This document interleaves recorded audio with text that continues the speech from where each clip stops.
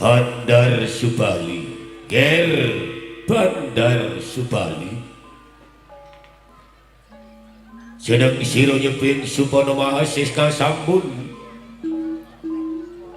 Banting araga hamesubuti. Aja kaget iki kumarane pepundhenmu Haryo Subandar. Yo wong tuamu Bandar Subali sira mandiring adipati ana ing grati ngenyam kamuktening urip.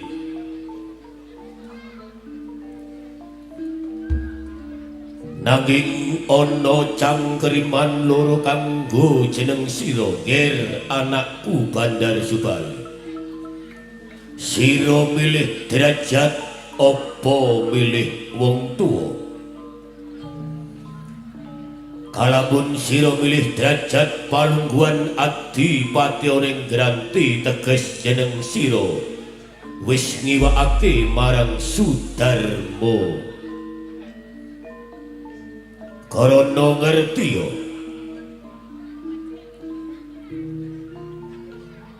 wong tuamu Haryo Subandar gugur karana pakartining Bramartunjung ana ing Karaton Majapahit. Sira anak kang dilairake kakung ana tetembungan anak lanang mikul dhuwur mendem jero kalawan wong tuwa. Mula pilihan angga loro, abot wong tuwa sira wajib bales sasra wiranging wong tuwa. Kangguhi mara gagi batangen abot derajat apa abot wong tuwa, abot derajat apa abot pepunden.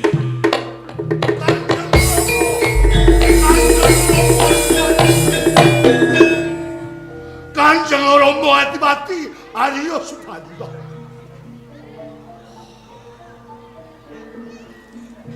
Jagat Dewa Wasisan.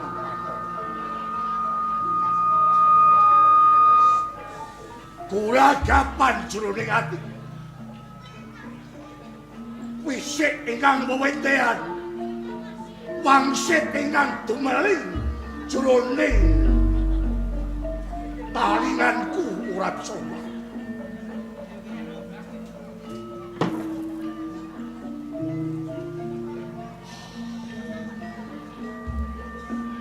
Kakang ngerti ana pati. Bandar pati. Oreng dawuh Kepara ngarsa Kakang kepara ngarsa. estokaken Monggo.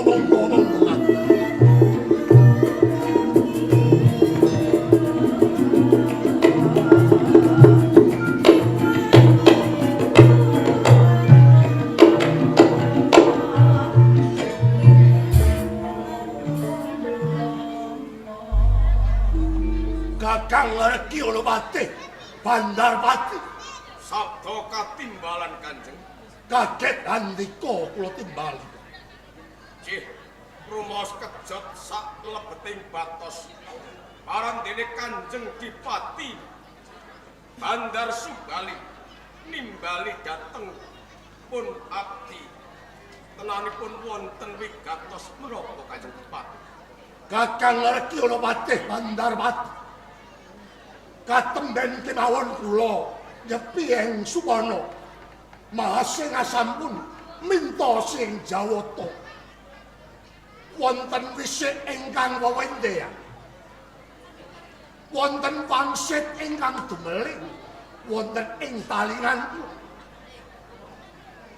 Kala wau mboten sanes sabdanipun Kanjeng Rama Adipati Harya Subanda.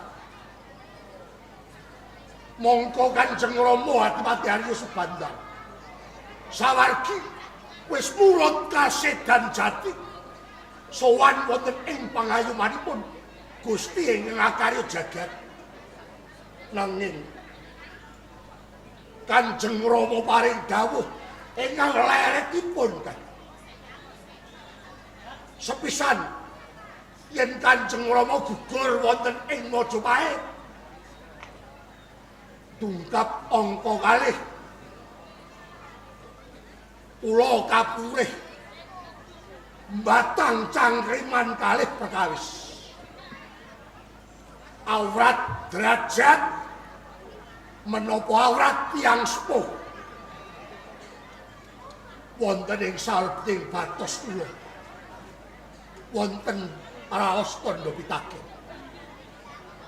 Namung setunggal derajat pangkat kenane minggat, donya brana kenane lunga. Nanging kula titisipun Kanjeng Rama Adipati Harya Subandar sawargi. Dereng kemawon kula saged maos bebuden Kanjeng Rama sampun sida. Ingkang angka kalih sedanipun Kanjeng Rama gugur wonten ing Majapahit. Menika gerahipun sedanipun Kanjeng Rama karana gerah menapa karana perang menapa karana sanesipun. Mila badhe nyuwun tetimbangan kalian Kakang Rekya Patih Bandar Pati. Duh Kanjeng Dipati Bandar Subali. Wisit kala wau boten sisip nang jebles kados lelampahan-lelampahan ingkang dumados wonten ing Kadipaten Grati. Kakang Rekya Patih Bandar Pati panjenengan ingkang mreksa padha wadine wonten ing Kadipaten Grati lan Majapahit jalaran panjenengan ugi marangkani rikala Kanjeng Rama Adipati Harya Subanda. Menika leres. Kula kepengin midhang tak. Duh Kanjeng Dipati bebasan wados kapendhem ing jero damu so damu badhe kawiyak. Kula badhe matur bloko napa wontenipun Kanjeng. Menawi ingkang Sudarma Kanjeng Dipati Harya Subandar seda mboten kranten grah ingkang santer boten. Tenanipun ingkang Sudarma Kanjeng Dipati Harya Subandar wonten satunggaling tiyang ingkang mewani nyedani boten wonten sanes sinuwun Prabu Bramartunjung Kanjeng. Dipun renah sinuwun Prabu panjenengane desa arat dodo muntap lir kinetah deka kinarya pasiksen. Sakite ngarah kula mboten saged dipun tumbas menapa kemawon. Kanjeng menika Berarti kabalah perintah wonten ing Majapahit. Kula badhe paring sabda wiwit wekdal sak menika kula mboten badhe ngancikaken sikil kula wonten ing Majapahit. Kula badhe mbalelo wonten ing Majapahit.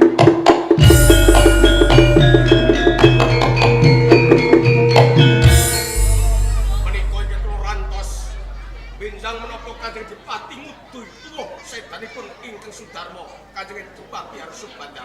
Yaya Dipati sowan. Wonten tamu.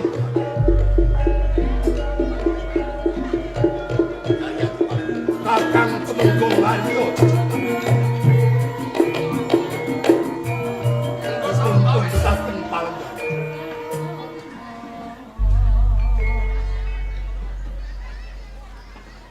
Janur Gunung Kadingaren. Panjenengan rawuh wonten ing Kadipaten Katuran Pinarak Lenggah.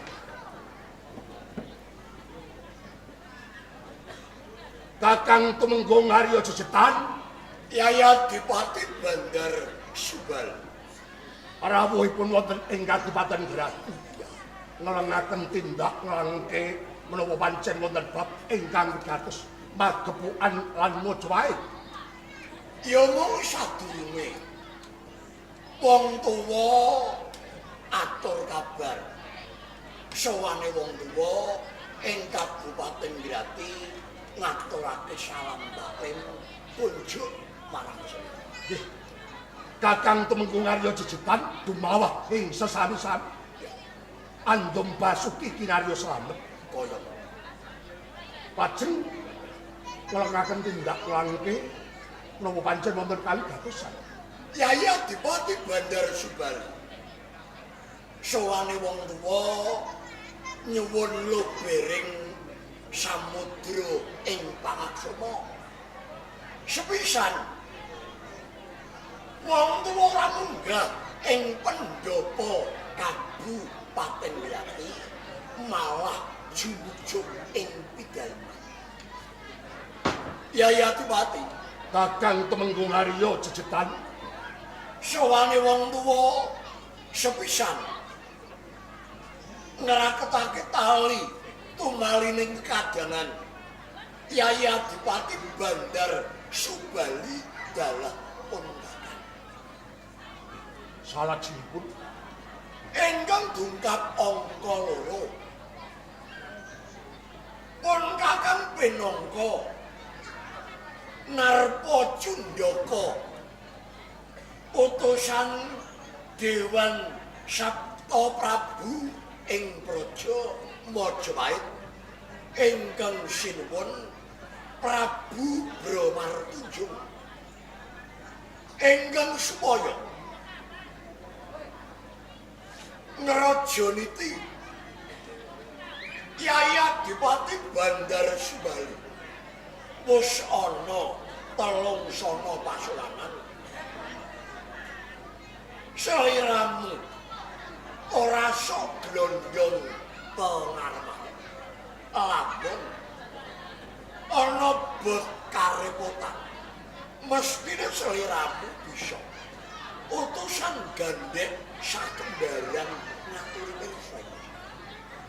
Kakang Temenggung Haryo Jejetan katuran reksa kakang sampun pigang sono pisuwanan kula boten sowan wonten ing Majapahit. Ya, Sengaja menika pancen sampun kula sengaja sampun kula jarak mawa dasar apa Yaya? dasar ingkang gumathok kapribaden Kanjeng Rama Adipati Haryo Subandar Sawargi seda wonten ing Majapahit gugur wonten ing Majapahit. Ngomong malih Kanjeng Rama Adipati Haryo Subandar menika tiyang sepuh. Sedanipun wonten ing Majapahit dipun kerendah kalian Prabu Bramartunjung. Kanthi menika kakang boten badhe ngambal wiwit wekdal sak menika Dipati Bandar Subali ora sudi sutik sowan ana ing Majapahit Aku mbalelo ing Majapahit.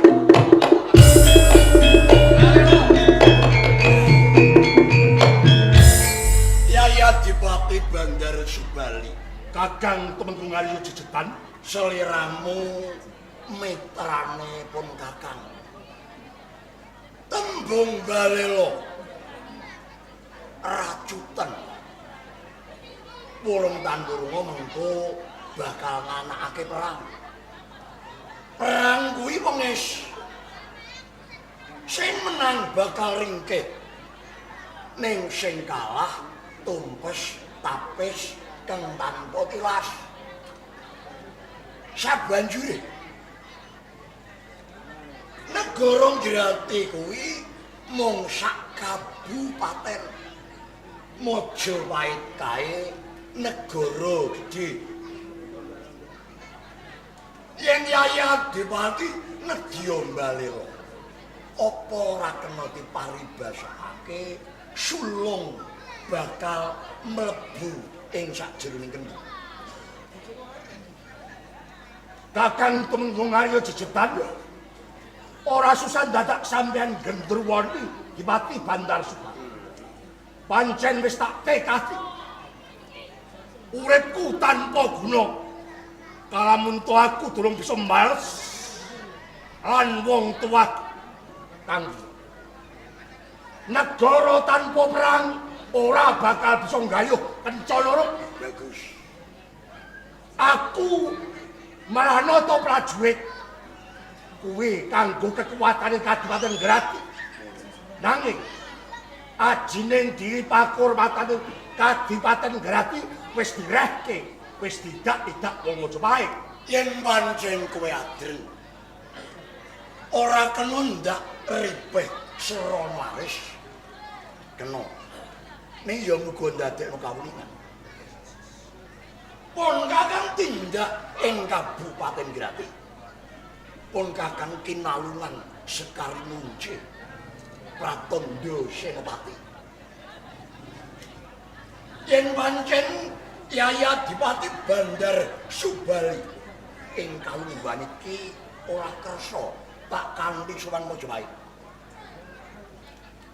Yaya Adipati Bandar Subali tak rada paripun Metu sapa?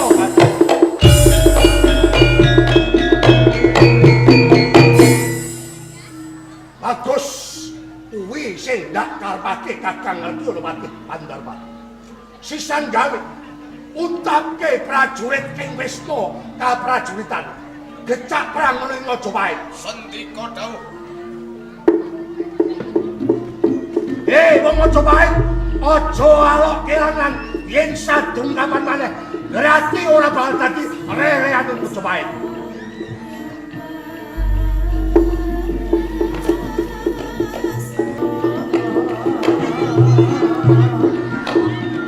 Senopati sing tak percaya. Pilih prajurit sing jagol-jagol wis sakure. Apa kok tindake ngumpulke prajurit sing jagol-jagol papan iki. Sedaya dawuh panjenengan sampun kula ngestakaken. Wis trontong-trontong ora suwe meneh Perang Majapahit lan Grati bakal dumadi. Lo ing papan kene aku njaluk siagake prajurit gajah. Ngestakaken dawuh. Ora sakabeng tantomu. Ngestio sanjoto. Lumaksono ma kita. Tandyo! Tandyo!